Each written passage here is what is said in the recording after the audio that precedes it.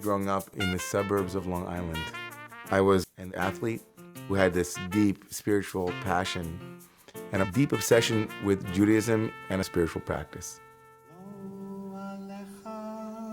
Even as a young kid, I remember loving the music in synagogue. I remember loving sitting next to my dad as he harmonized or as he kibitzed. By the time I was 18 years old, I was the kid voted most likely to flip out if I went to Israel.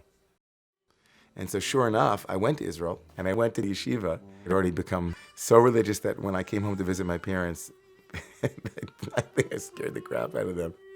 But it felt intuitively that this was not my path. I'd just been sitting and studying 2,000-year-old Aramaic, and I wanted to feel more alive again and more like myself. I moved to New York City, and a whole period of, I would say, rejection of Judaism, which was very connected to the body.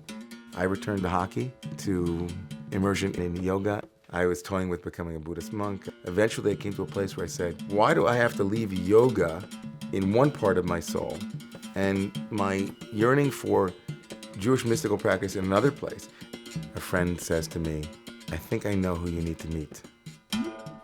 You know, that was it. I met Reb Zalman and he changed my life. The first thing he said to me was, your rebellion was rooted in a holy yearning. And he was saying, this is Judaism 7.0. I wanted to be a liberal rabbi. I wanted to create a shul. But there were like 50 synagogues on the Upper West Side. It's crazy, right? We borrowed a Torah from B'nai Jeshurun. He had these big postcards. I took about 1,000 of those cards, and I stood for weeks until I got rid of those 1,000 cards. You know, it's like, hey, we're starting a shul. Hey, we're starting a synagogue. And for the first Shabbat, I bought enough coffee for 30 people, and 150 people came. We eventually moved to 114th Street, Broadway Presbyterian Church, and then to an affiliate of the YMCA on 105th Street, a very intimate gymnasium. I hired a musician, and this became 200 people. It's like 3 or 4 rows back.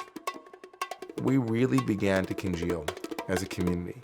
People were dancing everywhere, right? In between chairs, they just folded a chair and moved it. We would pray, and then potluck, fold the chairs. And I thought, we're gonna elevate, we're gonna rise up. And the word Romemu means to rise up. And then we moved literally across the street into West End Presbyterian Church.